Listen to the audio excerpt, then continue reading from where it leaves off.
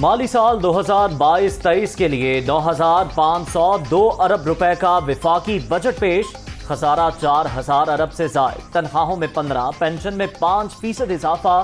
G D P کی شرح نمو 5% تک لے جانے کا ہدف، قرض اور سود کی ادائیگی کے لیے 3,950 ارب روپے مختص، ٹیکس وصولیوں کا ہدف 7,004 ارب روپے مقرر، افراط زر 11.5% لانے پر اور برآمدات 35 ارب ڈالر تک بڑھانے کا اعلان، دفاع پر 1,523 ارب روپے خرچ ہوں گے۔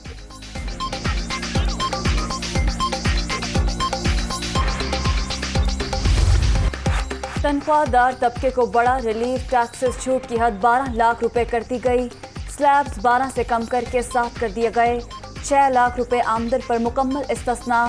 6 سے 12 لاکھ کمانے والا 100 روپے ادا کرے گا، 12 سے 24 لاکھ انکم پر 7% ٹیکسز لگانے کی تجویز، 24 سے 36 لاکھ تک 84,000 ٹیکسز لگے گا، 60 لاکھ 1 کروڑ تک 6 لاکھ 54,000 1 کروڑ 20 لاکھ سے زائد آمدن پر 20 لاکھ 4,000 ٹیکسز کی تجویز۔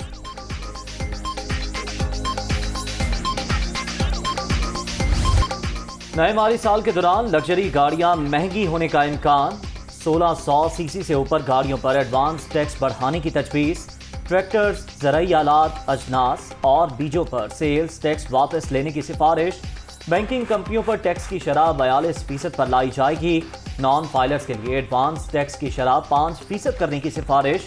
سگریٹ کمپنیوں پر ٹریک اینڈ ٹریس سسٹم لگایا جائے گا۔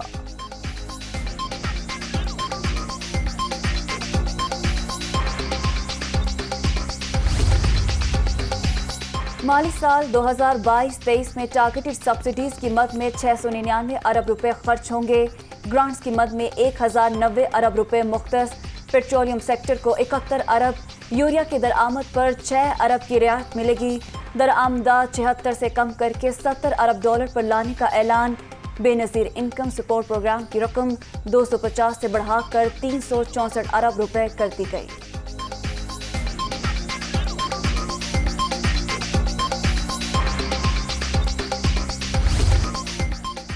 وفاق کے ترقیاتی بجٹ کا حجم 800 ارب روپے، وزارتوں اور محکموں کو 538 ارب ملیں گے، سماجی شعبے کی ترقی کے لیے 70 ارب،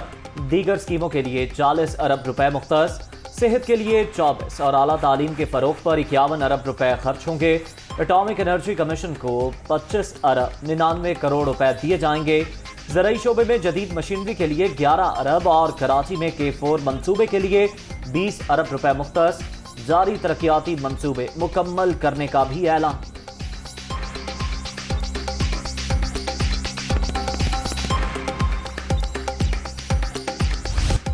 توانائی بحران کا خاتمہ حکومت کی ترجیح، سولر پینلز کی درآمد اور سپلائی پر ٹیکس مکمل ختم کر دیا گیا، نئے وفاقی بجٹ میں بجلی کے شعبے کے لیے 73 ارب روپے مختص، آبی وسائل کی تعمیر پر 100 ارب روپے خرچ کیے جائیں گے، محمد ڈیم کی وقت سے پہلے تکمیل کے لیے 12 ارب روپے دیے جائیں گے۔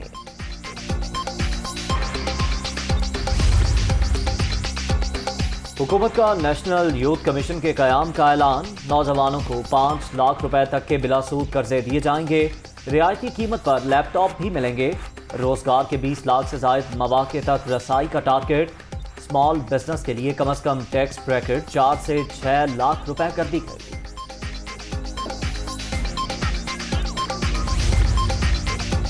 فلم انڈسٹری کو صنعت کا درجہ مل گیا، فلم سازوں کے لیے 5 سالہ ٹیکس ہالیڈے کا اعلان، نئے سینما گھروں پر پروڈکشن ہاؤسز اور فلم میوزیم 5 سال کے لیے مستثنی ہو گئے،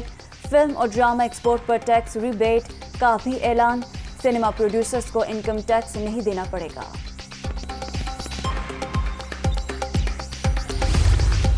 اپنے پونے 4 سال کی مدت میں سابقہ حکومت نے 20,000 ارب روپے قرض لیا، جو کہ 71 سال میں جتنا قرضہ لیا اس کا 80% قرضہ عمران خان نے صرف پونے 4 سال میں لے لیا۔ انہوں نے آمدن سے زیادہ خرچ کیا اور پاکستان کی تاریخ کے 4 بلند ترین خسارے کے بجٹ پیش کیے۔ 7.5 کروڑ لوگ غربت کی زندگی بسر کرنے پر مجبور ہیں آج بھی اس پاکستان میں، ان میں سے 2 کروڑ کا اضافہ پچھلے پونے 4 سال برس میں ہوا۔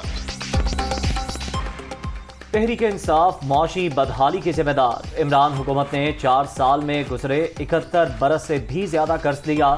چاروں بجٹ بھی خسارے کے پیش کیے، گردشی قرضوں کا حجم 2500 ارب سے تجاوز کر گیا، ملک میں 7.5 کروڑ افراد خط غربت سے نیچے زندگی بسر کر رہے ہیں، ہمارے پاس صرف 2 آپشن تھے، پاکستان کو اسی حالت میں چھوڑ کر الیکشن کا اعلان کر دیتے، ہم نے دوسرا راستہ اپنایا، معیشت کی بحالی کے لیے مشکل فیصلے ناگزیر، قوم کی وسیع تر حمایت حاصل ہے، وزیر خزانہ کی بجٹ تقریر۔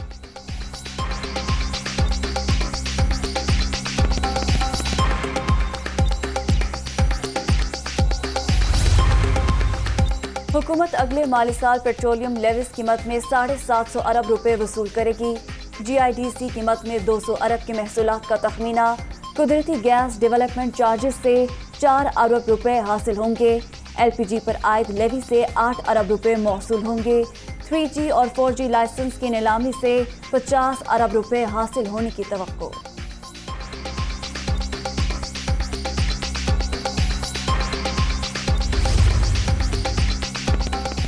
ڈھائی کروڑ روپے سے زائد مالیت کی غیر استعمال شدہ پراپرٹی پر ٹیکس کی تجویز، فائلرز کے لیے پراپرٹی کی خرید و فروخت پر ٹیکس 1 سے بڑھا کر 2% کرنے کی سفارش، مقامی سیکرٹس پر ایکسائز ڈیوٹی بڑھائی جائے گی، کلب، بزنس اور فرسٹ کلاس ایئر ٹکٹس پر ایکسائز ڈیوٹی بڑھانے کی بھی تجویز۔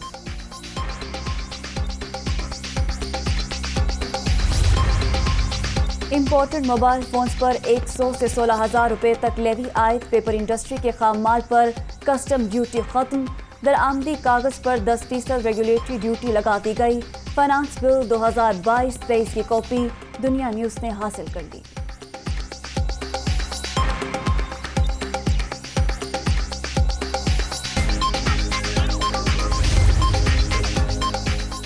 گزشتہ برسوں کی بد انتظامی کے باعث ملک مشکلات سے دوچار، سخت فیصلوں کے ذریعے چیلنجز سے نکلنے کا راستہ بنائیں گے، نئے بجٹ کے ذریعے حکومت کمزور طبقے پر کم سے کم بوجھ ڈالے گی، وزیر اعظم کا ٹویٹ، وزیر خزانہ اور ان کی ٹیم کو مبارکباد۔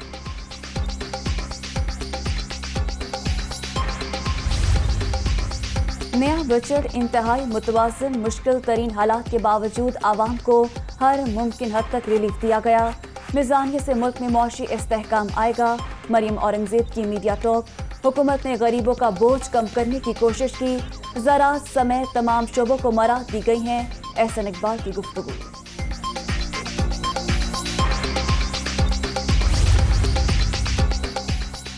جس طرح حکومت چل رہی ہے، معاشی شرح نمو محض 2 سے 3% ہوگی، بجٹ میں عام آدمی کے لیے کوئی ریلیف نظر نہیں آ رہا، پیٹرولیم لیوی بڑا بوجھ، 327 صفحات پر مشتمل میزانیے کا پوسٹ مارٹم کریں گے، حماد اظہر کا رد عمل۔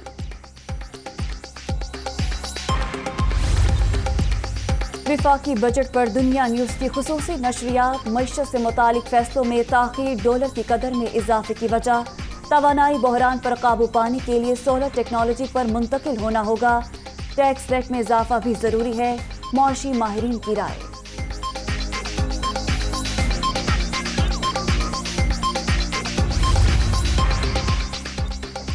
وزیر اعلیٰ پنجاب کا C T D headquarters کا دورہ، مختلف شعبوں کا معائنہ، پیشہ ورانہ صلاحیتوں کی تعریف، فورس کو جدید تقاضوں سے ہم آہنگ کرنے کے اقدامات کو بھی سراہا، انارکلی دھماکہ کیس حل کرنے پر افسران میں انعامات اور تعریفی اسناد تقسیم، کاؤنٹر ٹیررزم فورس، دہشت گردی کے خلاف ہر آول دستہ، شہباز شریف کا لگایا پودا، تناور درخت بن چکا ہے، حمزہ شہباز کا اظہار خیال۔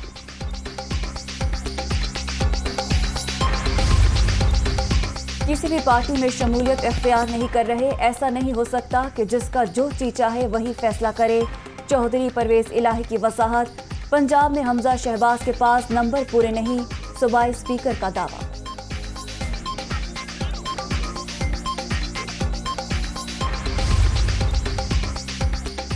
ڈاکٹر عامر لیاقت عبداللہ شاہ غازی کے مزار کے احاطے میں سپرد خاک، تدفین پوسٹ مارٹم کے بغیر کی گئی، نماز جنازہ میں مختلف مکاتب فکر سے تعلق رکھنے والے افراد کی شرکت۔